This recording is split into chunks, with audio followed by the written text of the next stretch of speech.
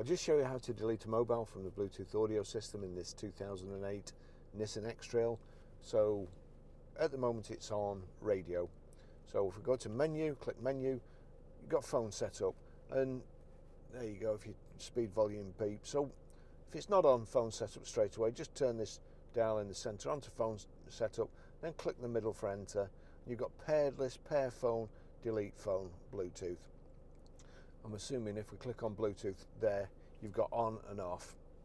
So if you can't connect your phone, do the same thing, make sure that Bluetooth is on. So we'll enter Bluetooth on, then we want to go back to delete phone, enter, Barry's iPhone there, click on that, delete, and again you've got yes. If you go on the wrong one, you can just move that to no, but it is yes, phone deleted.